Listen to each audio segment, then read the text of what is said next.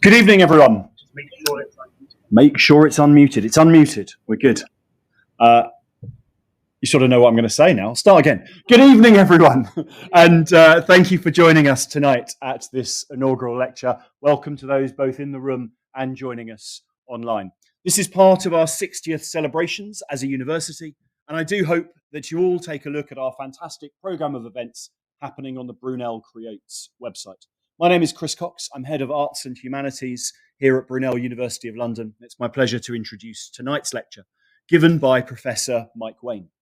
Mike is the first person to be employed on the new BA in Film and Television Studies, although that was back in 1991 at the West London Institute of Higher Education, located in the very pleasant campus in Richmond.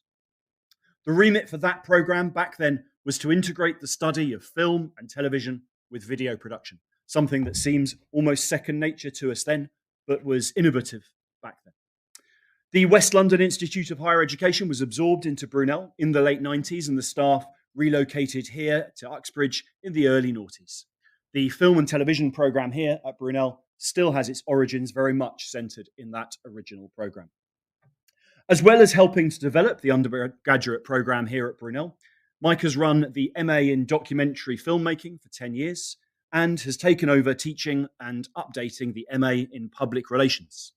He's also made a number of documentary films himself, and those include Listen to Venezuela, which was made during a year-long trip to the country at the height of the popular revolution. I'm sure we can imagine, or maybe we can't, what that must have been like. In the last few years, he's researches film and media and publishes widely on Marxist philosophy and critical methodologies. His most recent book is Gramsci and the Struggle for Democratic Communism, but that isn't what he's talking about tonight. Mike's talk tonight is titled Understanding the British Crisis, 2008 to the Present. The talk was given its title a few months ago, and it does feel particularly poignant given our recent political landscape. It's possible Mike's got a crystal ball in his office. I might have to check later. In particular, he wrote, in 10 years, the UK has had 6 prime ministers, and at the time of writing, a 7th may be soon in post. No, still true, but we'll check again at the end. The political establishment is in turmoil. Please join me in welcoming tonight's lecturer, Professor Michael Wayne.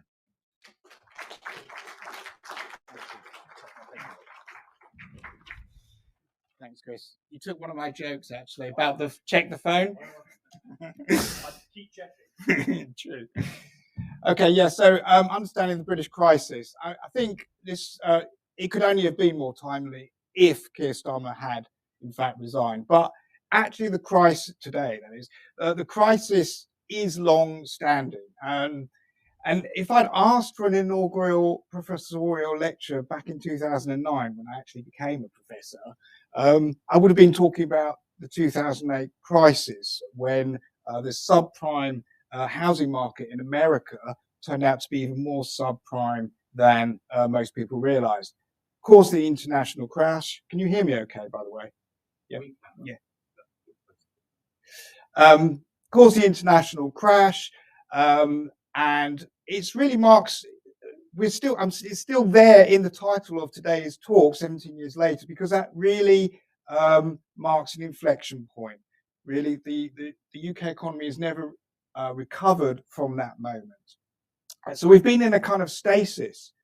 At the same time as being in a kind of stasis, we're also there's been political developments, political changes, political turmoil, and I think the cause of that is because the relationship between the represented and the representatives in the old political established parties is breaking down.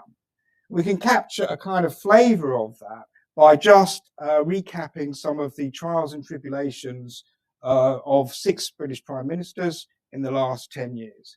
And as we do, perhaps engage in a little bit of Schadenfreude in terms of, as we recap their problems. So first off was David Cameron, 2016. He had called the referendum on the EU, on the UK's relationship with the EU.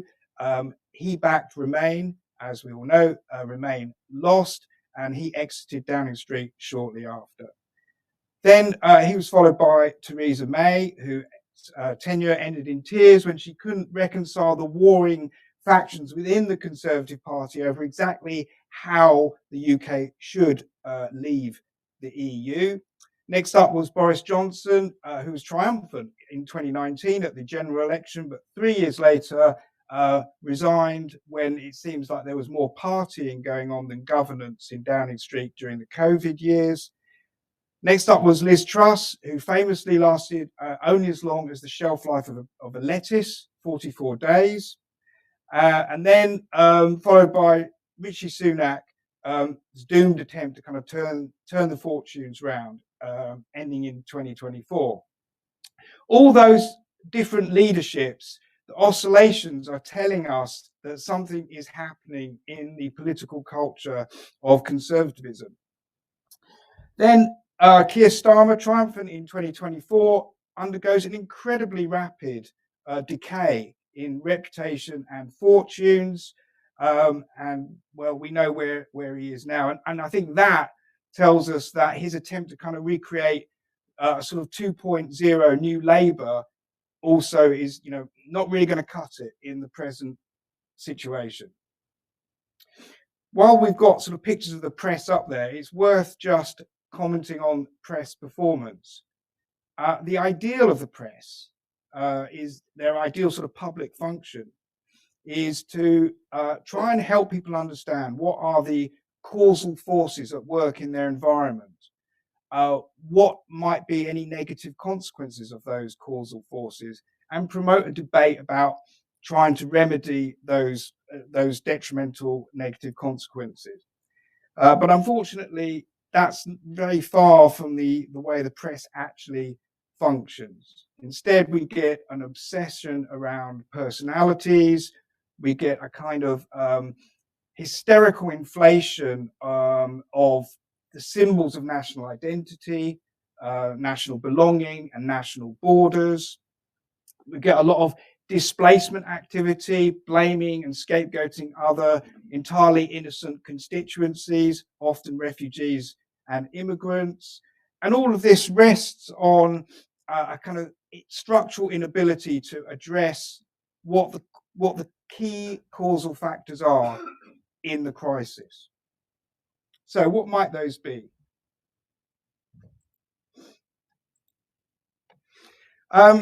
Well, I think one of the first big reasons is that we are trapped inside an economic model that is not working for the majority of people. So this is a graph of GDP growth over the last 60 or so years. And you can notice that it's very up and down. There's a lot of booms and a lot of slumps. It's a concertina effect, which is actually quite typical of capitalist economies. It's arguably possibly a bit more concertinaed in the British case than other more successful ones. But one of the things you note is that the recoveries are around 5%, 4.5%, 5% for quite a long time in this period. But something happens around the early part of the 20th turn of the century. It drops to typically under 3% growth. Then you get this, that's the crash, big drop. And the recovery from that is weak, generally under 3%. Then you've got the second big slump. Obviously, that's COVID, and the big kind of recovery from that that's short-lived. And then we're sort of bumping along typically at around 1.2%. Although the IMF is talking about maybe will be under 1% growth this year. So in terms of kind of a very important metric for capitalist economies, it's kind of flatlining. It's on sort of life support. So growth is one thing, it's weak. But the other question is, how is wealth kind of distributed in the UK?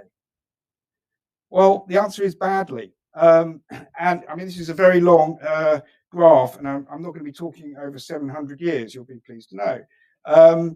But you can see there very quickly, you can see that the total income going to the top 5% of income earners over several centuries was anywhere between 35 and 40%. Until we get to the modern period there. Then around 1945, the UK embarked on a new journey towards equality. And you can see that because the blue dots are going down. That's the fact that that top 5% is taking less of a share of the wealth, which has to happen if you have more equality.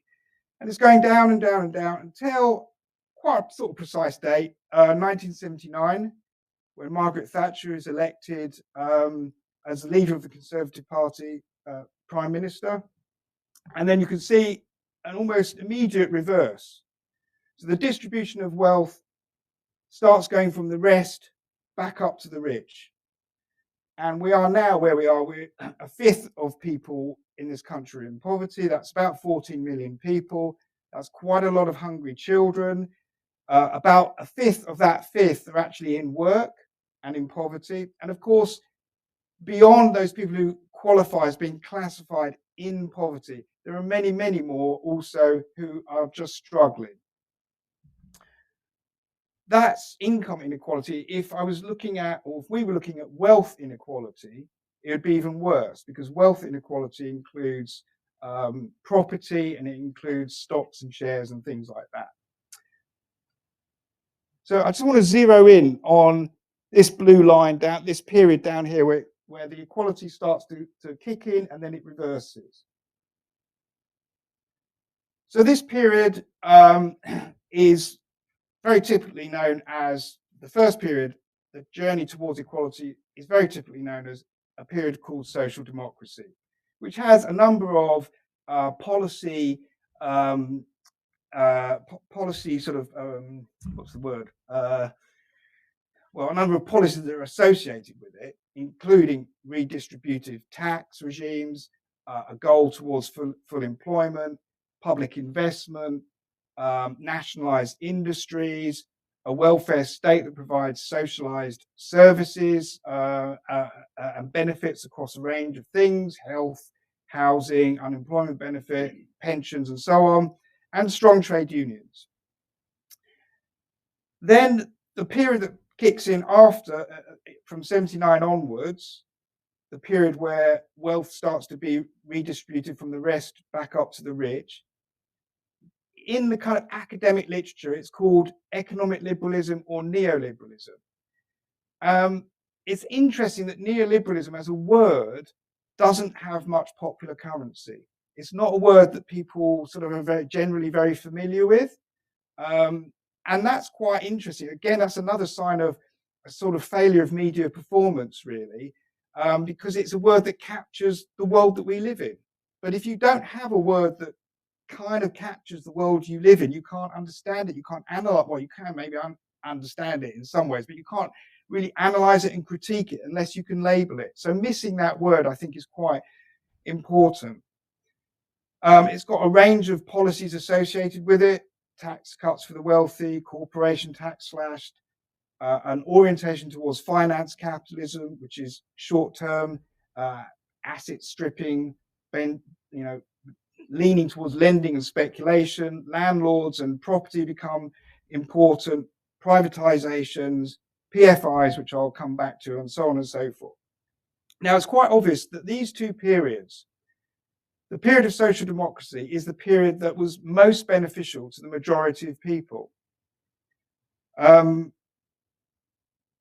period after that, neoliberalism, it's not the benefits, if you like, or an offer or concessions completely dried up. They were still there, but they were much more selective. They were much less generous. They tended to be deployed more divisively. But there were sort of mitigations for about the first 30 years of this period, neoliberalism.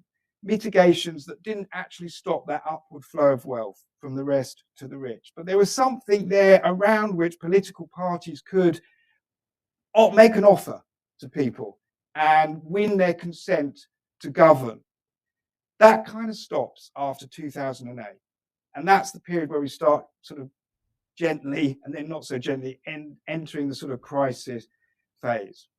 So these are basically terms of settlements between the classes. That's the category I'm focusing on. Obviously, once you start getting into the details of a historical situation, there's lots of other categories that you need to bring into play. But at this level, these are the terms of settlement between the classes. They're not terms that are achieved between equals, and the settlements are often through gritted teeth. But at least there is some kind of basis on which political rule can be relatively stable. Before we get to the part where it becomes unstable, let's just have a look at the last political party that could govern in this kind of way. So I want to take us back to New Labour and Tony Blair coming into power in 1997. Now, I'm interested in how it is that a political party can sort of have leadership and have the attributes that are associated with leadership: credibility, authority, legitimacy, and reputation. How does it achieve that? What are the circumstances, and what happens when it all kind of dries up? So New Labour came into power in 1997 after 18 years of the Conservative Party being in power.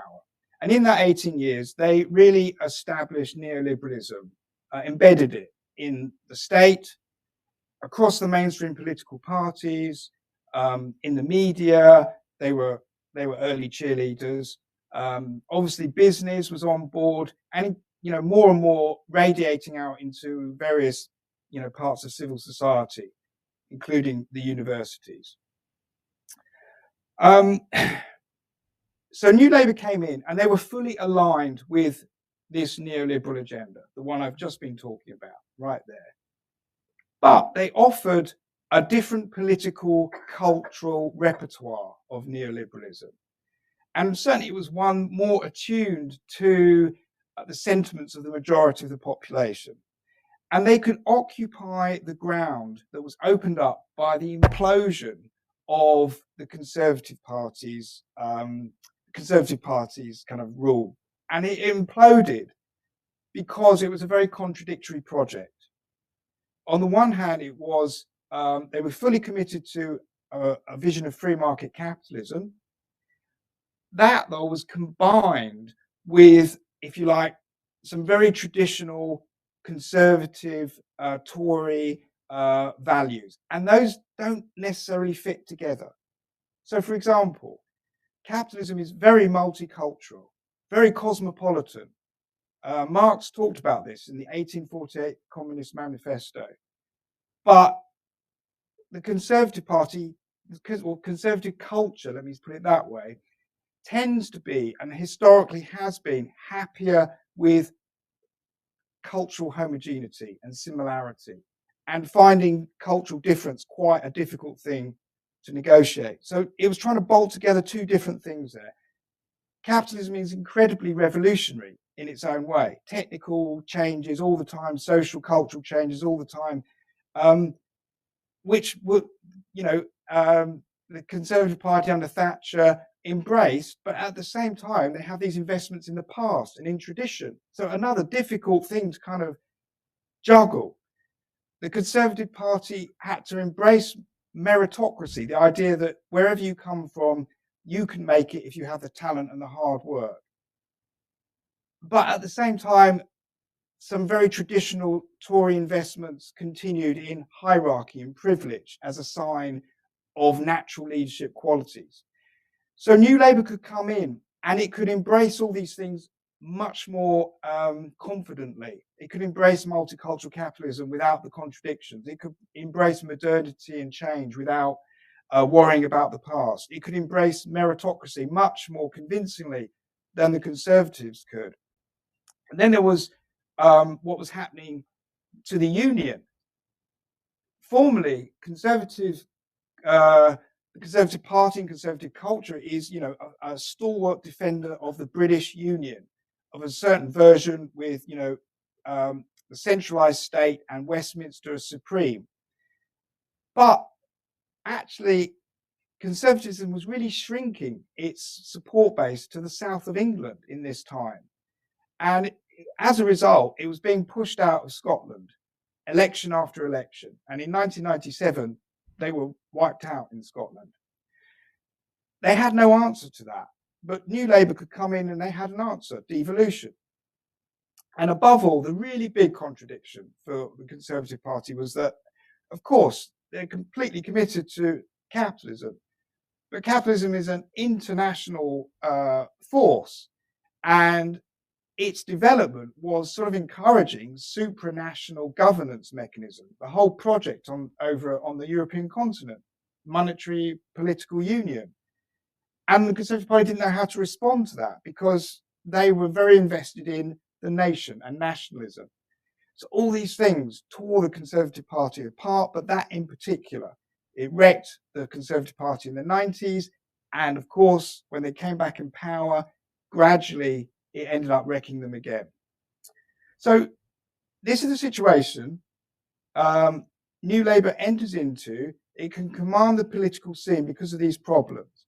But I want to now just look at how does it put together what now seems very difficult to achieve, a programme that binds different classes together into a social alliance, if you like, that kind of is happy enough with what's on offer. So, first off, of course, the Labour Party comes out of the Labour movement. This is its core bedrock support. Over their 18 years of rule, the Conservative Party had 7 separate acts of parliament in which they emasculated trade union power. Now, Tony Blair there in the middle made it very clear early on that they weren't going to dismantle the Conservative Party's trade union legislation. But they had to offer the Labour movement something. They couldn't just offer them nothing. They had to have some kind of concession. And what they offered was the minimum wage, of course. Now, the minimum wage is often sort of touted as an example of the progressive credentials of New Labour. But it wasn't really in opposition to a deregulated labour market. It was actually its complement, because what the minimum wage did was it just puts a floor beneath which the absolute penury of labour power, bought in the marketplace, cannot sink. And it didn't stop after 2008. It didn't stop in-work poverty. It didn't stop record wage stagnation after 2008, and it didn't stop in-work precarity, 0-hour contracts, short-term contracts, and so on. So again, it was an offer, but it was one that was very much within the framework of the neoliberal policy envelope. New Labour also offered tax credits, basically some money to working families, and the children's tax credit. I mean, this was welcome, obviously, especially for low-income families, especially for single-parent families, and so on and so forth. But again, in a way, this was basically a subsidy to the corporations, saying, well, you can carry on paying low wages, we'll make up the difference. Now, New Labour was primarily a kind of liberal project, but it always had a kind of stream of conservatism running through it. And this was very much evident in its law and order agenda, which it directed at a certain strata of the working class. Tony Blair, when he was Home Secretary before he became leader, came up with this slogan: tough on crime, tough on the causes of crime. And this looks like a typical piece of what's called triangulation. Triangulation is where you take a little bit of the left, a little bit of the right, and you draw a point somewhere in the middle. But actually, this wasn't really triangulation. Tough on crime, that's a kind of law and order conservative talking point. Tough on the causes of crime sounds like it could be a left-wing position. Causes of crime, structural inequality, maybe, poverty, maybe, lack of opportunity, maybe. Actually, what Blair meant really was that it was more cultural. People hadn't really learned to be sort of free market agents. They hadn't learned to be entrepreneurial subjects to make the most of their opportunities. So the Crime and Disorder Act 1998 came up with a number of instruments to really target working class youth and disruptive behaviour, essentially, criminalising it. The list there that you can see, and really constructing a pipeline for working class youth into the prison population. First off, starting with your youth offenders institutes, and then into the adult estate. And that expanded under New Labour by more than 60%, the prison estate. But that's even though that New Labour were targeting a strata of working class youth, that doesn't mean that this agenda wasn't popular with working class people, because if you're not going to be tough on the causes of crime, at least if you're tough on crime, for many people that might be good enough. It might kind of make your life, this kind of sort of behaviors that must be, annoying, obviously, and irritating and disruptive. At least it gets rid of that behavior. So for a lot of working class people who've had this kind of conservative law and order agenda for decades, if not centuries, it spoke to them. So that's the working class. What about the middle class? I think here New Labour had a civil rights programme. Now, the good thing about civil rights is that obviously civil rights is a good thing. There's no question about that. But it's actually also very cheap, civil rights. It doesn't cost the state and it doesn't cost the corporations much money to have a civil rights programme. So, for example, for gay and lesbian people, there were some, needed reforms. The age of consent was equalised, ending the ban on entering the armed forces, extending adoption rights, civil partnerships, and also banning fox hunting, around which there was a huge hullabaloo, even though lots of local constabularies didn't actually enforce the ban. Then there were also more material inducements. They retained the low tax regime of the Conservatives, and they also cut capital gains tax, which is tax on selling second homes and shares and so on and so forth. So this is just an example of how this program kind of binds different classes together in order to rule and offer something, but offer something within this framework of neoliberalism. However, all of this has to then be aligned with the power bloc. That is the people who own and control the economy.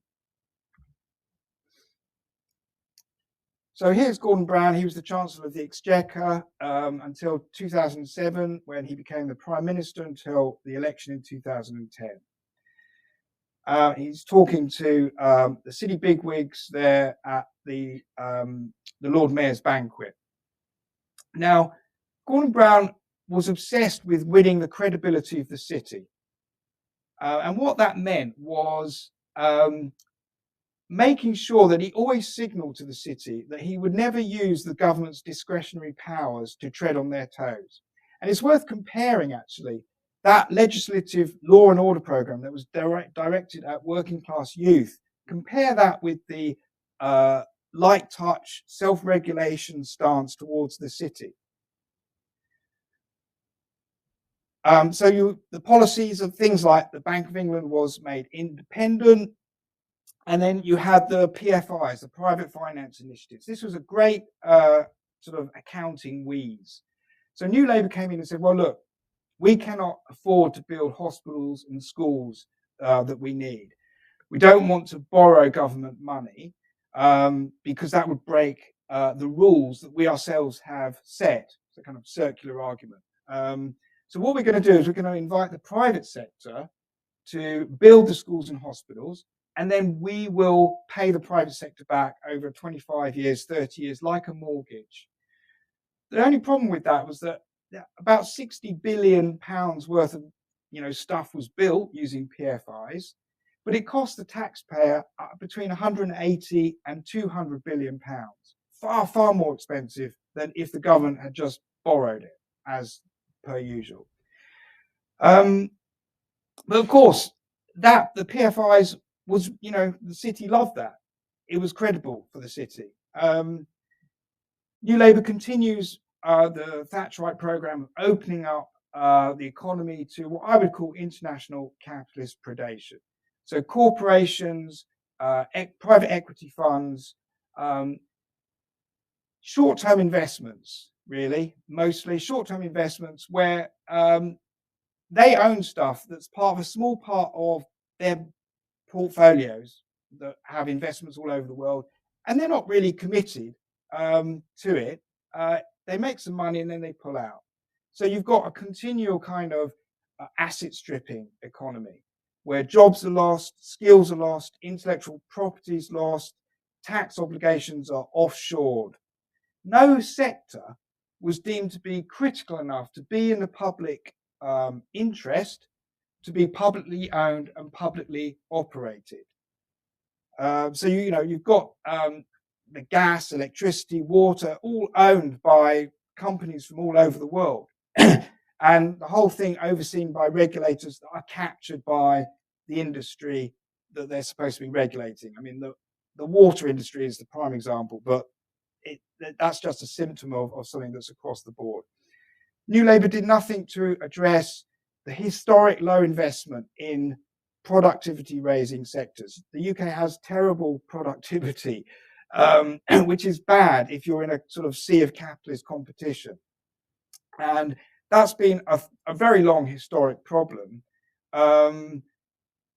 In fact, so between 1997 and 2017, both public and private investment in things like transport, new technology, research and development, intellectual property was the lowest on average in the OECD, which is the advanced sort of countries, about 36 of them, the lowest. So we're at the bottom of that league table. So it was kind of weird and odd for Gordon Brown to claim, as he often did, no more boom and bust. I don't know if he said it there. That's me just putting a little cartoon thing. But he did used to say that. And of course, there was a bust. The 2008 crash. Now, immediately after that crash, there was a clear causal link between what the banks had been up to and their recklessness and the crash. Obviously, it was clear what the causal link was. Crash, banks. But of course, that meant that the city were the new pariahs of public opinion. And they didn't like that. Because if you're a pariah, it's quite hard to influence policy. Yeah, if you have a terrible public reputation.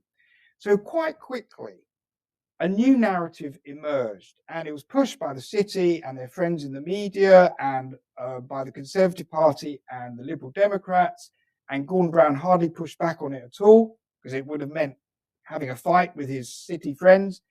And what was that new narrative? By 2010, a YouGov poll found that 49% of the public believed that the crash had been caused by Labour Party public spending. What an extraordinary turnaround that is. And another very bad mark against the role of the media to so misinform the public. But of course, this was very good news for the city and for the incoming government 2010, a coalition government between the Conservatives and the Lib Dems, because what it meant, of course, well, if public spending was the cause of the crash, we have to cut public spending. So we have a new era of austerity, public sector cuts, public sector losing jobs, very cruel capability assessments being imposed on disabled people by a firm contracted out, I think it was a French company, obviously. And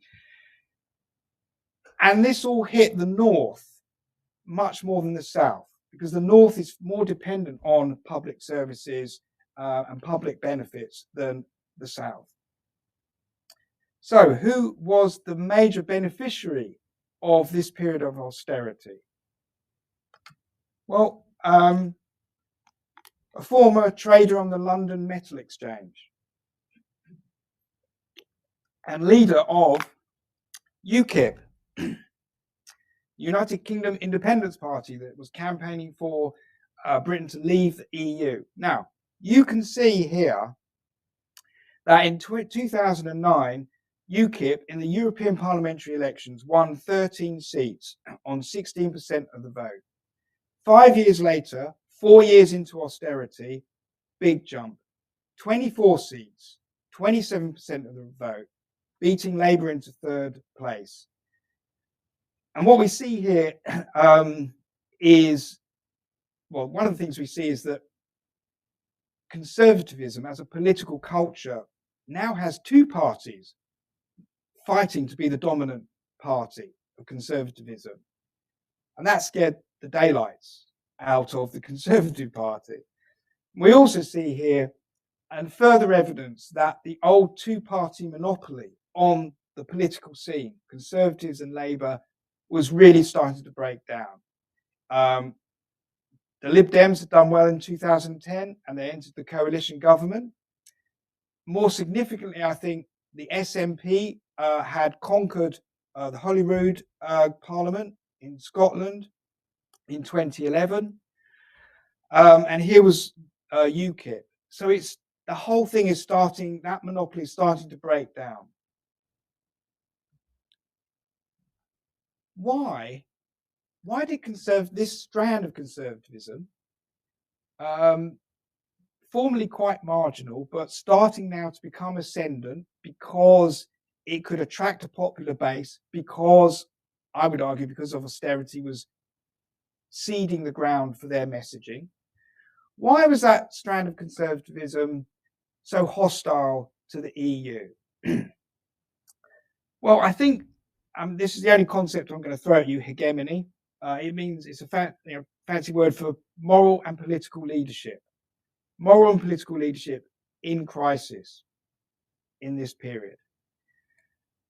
And I think one of the reasons why this strand of conservatism doesn't like and didn't like and wanted to remove itself from the EU is because the EU had nothing to offer and indeed threatened the political and cultural symbolism that conservatism had always used very successfully in political management.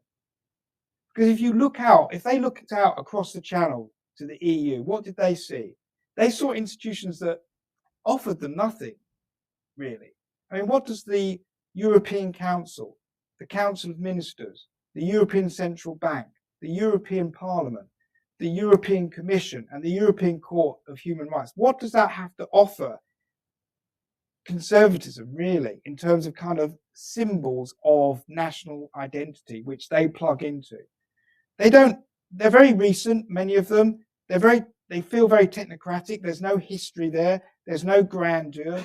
There's nothing there that stirs the sinews. There's no well of nostalgic romanticism, which conservatism has historically used to boost its power to rule politically.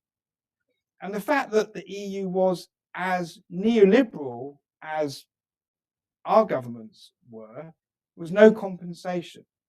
Because if you've got very little to offer, you've got to at least offer something, i.e. symbolism. But if you're joining a political project that's kind of undercutting the symbols that you've used for centuries almost, but certainly for 100, 150 years, then you're removing your ability to be a kind of political party that can rule, right? So David Cameron, so his government was responsible for austerity, which puts rocket boosters under the cause of UKIP. The second mistake he made was to think, well, I'll call a referendum. And by doing that, he brought the whole EU question right bang into the heart of British politics. And he offered UKIP a chance to prove its centrality in not a European parliamentary election, but a national election. He was very confident that they would win, that the Remain would win. Cameron had won, if you like. He'd allowed the referendum on Scottish independence, and the union case had prevailed in 2014, but only just. It was a lot closer than they thought it was going to be. You might have thought that might have given them pause for thought, for caution, that something's happening out there in the country, that so many people actually want to leave the union. But no, he was very confident, but he wasn't alone. I remember the political economist and journalist Will Hutton, who wrote a very famous book called The State We're in 1996. He came to Brunel before the referendum had been called, but it was kind of looked like it was in the offing. And I remember he was in the library, and he said, yes, bring it on. Let's have a referendum. He was really confident that his side, Remain, would win. And I think that tells you something about the disconnect between a lot of the political class and the media class, the disconnect with the lives of people in this country that had been so badly wrecked by deindustrialization, by austerity, and a general feeling of helplessness induced by kind of globalization.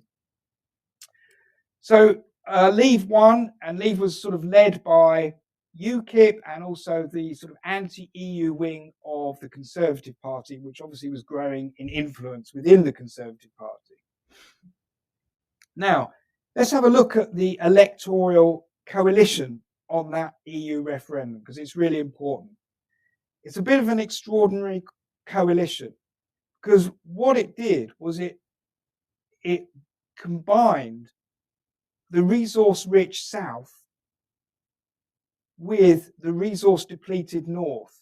The resource-depleted North, traditionally Labour voting, voted in numbers for leaving the EU. I have a hunch that the South, the rich South, are primarily, this is a hunch, I haven't done the research, but this is a hunch. I need to go out and find if there is research on this. But I have a hunch that they are motivated primarily by cultural factors. They live in an England that they're nostalgic about, but it's real for them. But they kind of know in the big metropolitan cities that are multicultural that it's different, and they kind of fear that. That's a hunch, of speculation. But there is research to show that in the North, they're motivated primarily by economic reasons. The deindustrialization, the austerity, globalization.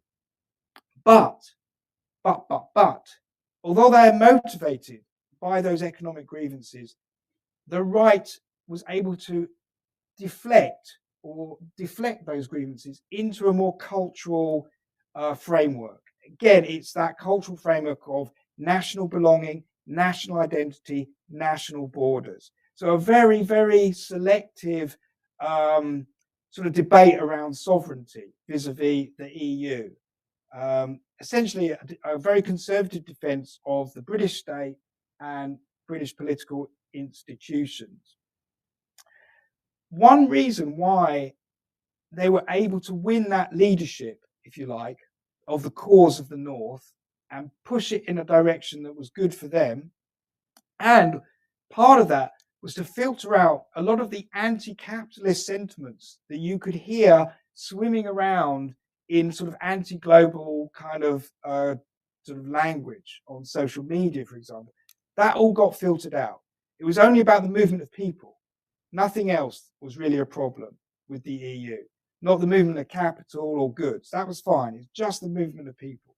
But one reason why UKIP were able to achieve this hegemony, if you like, this political and moral leadership in the North, was partly because of the amount of class condescension that many liberals and many people on the left were directing at working class people, especially on this issue. And this little post here, the official flag raising ladder, is part of those kind of very condescending discourses that people who were in favour of leaving the EU were stupid, they were racist, they were ignorant, they didn't know what their best political interests were, etc., etc. That they would be so stupid to buy a single ladder for £19.66 or two for £50, right? So that didn't help.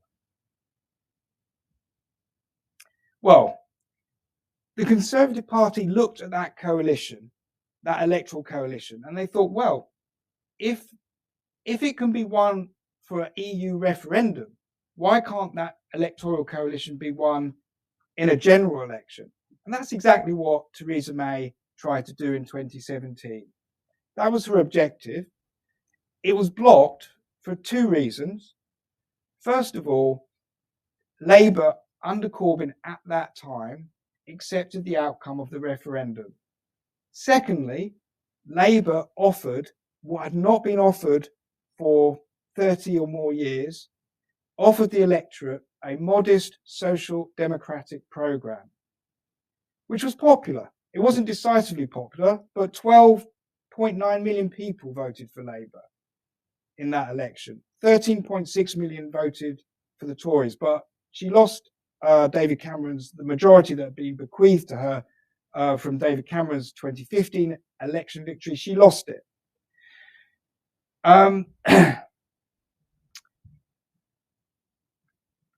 But things would be different the next time round in 2019, because by 2019, the Labour Party had shifted its position on the second vote. Shifted its position on the whole question of Brexit. Corbyn had been pressured by his cabinet, by the Parliamentary Labour Party, by the membership, the Labour Party membership, by the whole trade union movement virtually, had said to him, look, you've got to offer a second vote on the referendum. And that was a catastrophic mistake, because it turned 2019 election into exactly what Boris Johnson and Dominic Cummings wanted, turned it into a Brexit election. That was their slogan, get Brexit done. And they walked into the elephant trap. And the man who was most instrumental within the cabinet pushing Corbyn in that direction was none other than Keir Starmer. So 50 of the 52 seats Labour lost were in areas that voted for Brexit. So what Boris Johnson discovered in 2019 and Keir Starmer has discovered in 2024 is that you can have an electoral coalition, right? At the point of an election, you can get these people together to vote for you. But can you build a social alliance, something a bit more durable on the back of that? Or are they all just going to disperse really quickly, as has happened incredibly quickly for Keir Starmer?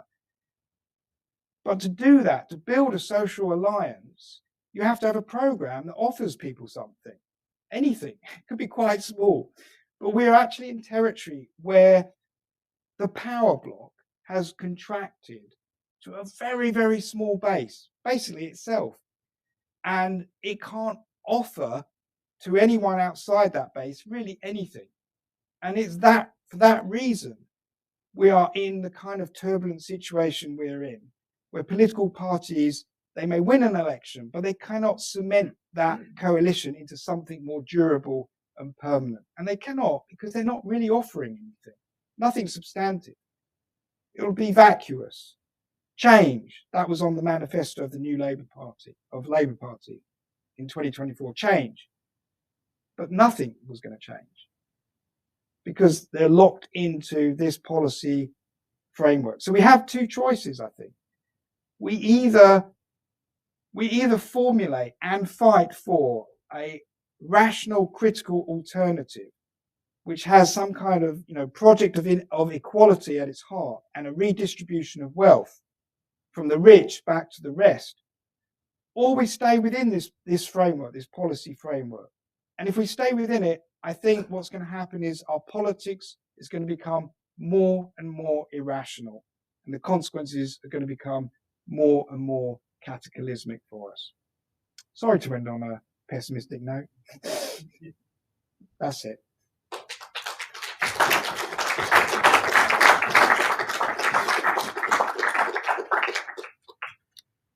Yes, I mean, yes, of course, yes.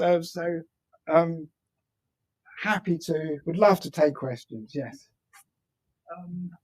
When I was in short term, Labour had a to watch the election, stayed on as leader and subsequently go back to power, which is hard to imagine today. Yeah. Given the sort of choice. So is there a sort of football manager thing going on in that people leaders have less and less time to get good outcomes? Is it to do with our attention span, shorter and shorter, and where will it I mean, I'm sure the media environment has changed. Yes, and I think social media has made a permanent 24-hour news cycle, which I think obviously does intensify the pressure, intensifies the amount of commentary. So yeah, I think that there possibly is that kind of Premier League manager sort of syndrome where you don't have long, things can change quite quickly. However, I mean, I think Wilson was offering something. Whatever flaws there were around that sort of white heat of technology thesis, he was offering something. The Labour Party was offering. There was something around which you could bind a political project.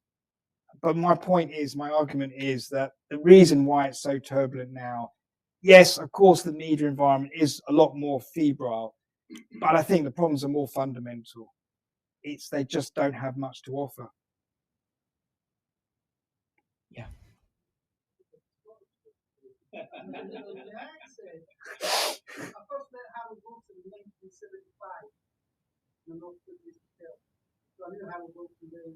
Did you? Very well. Well, I'm glad I wasn't rude about him. Yeah. There was a documentary a couple of years ago, and in that documentary, I was always struck that things are cyclical. And then the war period in Scotland, sectarian marks in the house that were very well. One of the contributors to that was the day.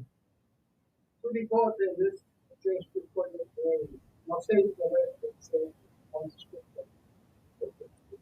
Right. And before he said the challenge for the left is to deal with the light and provide a solution to the problem of what people legitimate.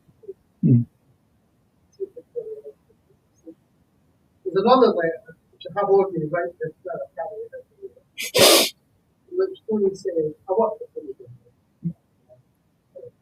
Okay. Never forget the tremendous achievements of the working class in this country. What more than this? So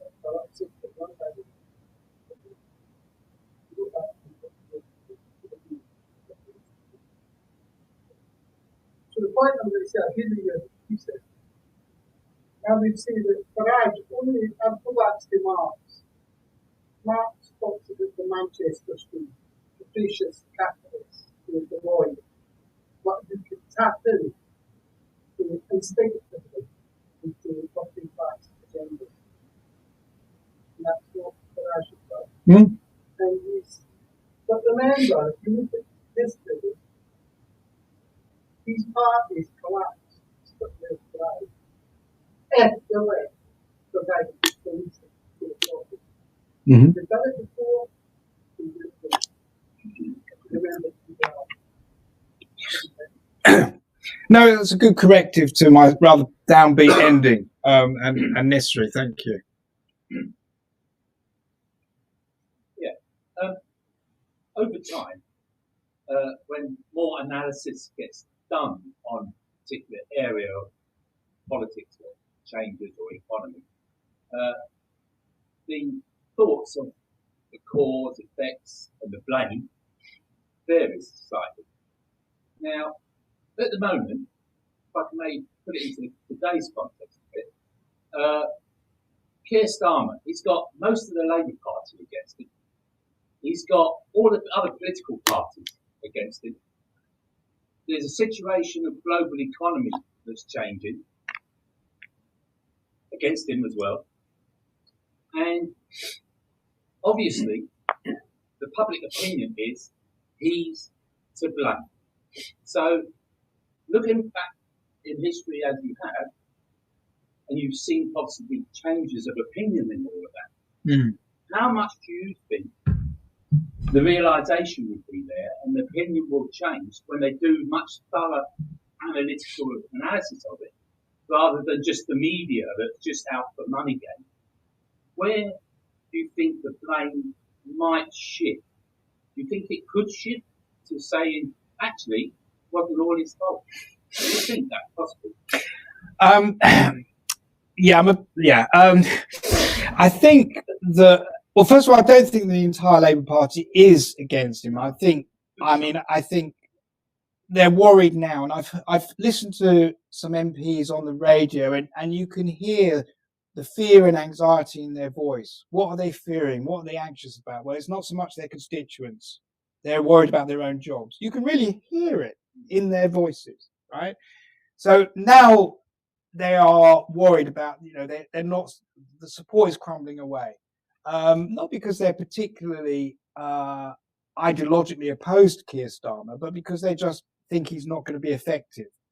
But he's not, what I would say, he's not being effective, not because, he has some obvious limitations as a politician. He lacks charisma. He lacks the ability to communicate. So he is lacking in some of those things. But I guess what I would caveat that by saying the problem is bigger. It's more structural. That's what my talk is about. And I don't think any of the alternatives that are being touted, alternative political leaders, will do much better unless, to go back to your point, they offer an alternative that actually addresses the problems. But that actually means breaking out of this policy agenda, this neoliberalism, which I go back to. I don't know how many people here, just out of interest, because it seems like quite a sort of mixed public audience, just how many people here out of interest have heard of that word? Quite a few of you. Okay. Quite a few of you. Neoliberalism. Okay. All right. Well, I would say you're more informed audience then than a lot of the public, because most people don't know that word, and it's a failure partly on the left not to be able to translate that in that sort of concept into a popular language and a popular idiom. But it's a huge thing to break out of this model. If you think about it, so what I'm saying is, I'm suggesting that we need a project of equality, something around social democracy, right? Of a kind, a version. But if you think about the historical circumstances which opened that up decisively after 1945, it was a long germination, but it opened up decisively in 1945. What was the history that led to that? 2 world wars, revolutions, fascism, economic crisis. These were major cataclysms. It took that much to open up that space. And the reason I end on a somewhat pessimistic note is I think it would almost be something of equivalent magnitude to open up that space again. But then the alternative is we're locked inside this impasse. And what's going to happen? Because as long as we stay within this policy framework, there will be no real solutions. So it's a big task. It's a big ask to try and break out. Keir Starmer is certainly not the man to do it, I'm afraid. One more. Okay. Could you expand upon foreign policy and the way that's because, for example, back in 50 years ago, you had Soviet Union sort of counterbalance the Western agenda, which doesn't really exist anymore. And I think a lot of the time nowadays people find themselves by their views on foreign conflicts, like the Middle East, for example. Obviously, Tony Blair following up the Iraq war. Yes. Could you expand upon how in this country you're taught based on foreign events? Yeah, I mean, it's a really good question. I think so. Neoliberalism is not just a domestic national thing; it is also an international thing. Obviously, the whole European question tells us that it is an international trend with differences in different countries. Not every country is the same, but it's operating within this sort of broad policy framework. And I would say that some of the foreign the activities, some of the adventures, if you like, military adventures that happened in the sort of 90s into the new century are kind of extensions of that neoliberal project. A very brutal smash and grab of other countries' resources. Iraq, the oil. Iran, the oil. And its geopolitical strategic location and so on and so forth. So I think internationally it is an extension of that kind of policy. But just to be a bit more upbeat, it is interesting that this is one of the few successful areas for the left. The Iraq War, not the Iraq War itself, but the response to that, the opposition to it, broke Blair politically, personally. It broke him. It didn't break that wider model that he's part of, but it broke him. And since 2003, we've had this very good anti-war movement in this country, which we've seen again come out in the cause of Palestine. So there is, and that does possibly translate back into the domestic arena. I mean, we've seen that a lot of candidates, independent candidates, standing in 2024 general election, was independent candidates standing with Palestine and Gaza in mind. So there is a definite connection between the domestic and the international and back again. And that is one of the less few success stories, an important one at that. Thank you. Thank you, everyone, for coming tonight, and thank you to the events team for helping put everything on. I'll just remind you all, as is my duty, that this is part of a wider set of events. There are further inaugural lectures, and there are further events you can attend for the Brunel 60 celebration and the Arts Festival on the Brunel Creates website. I hope you'll join us for a drink outside, and if you could perhaps say one more thank you to Professor Mike Wayne for his lecture. Thank you.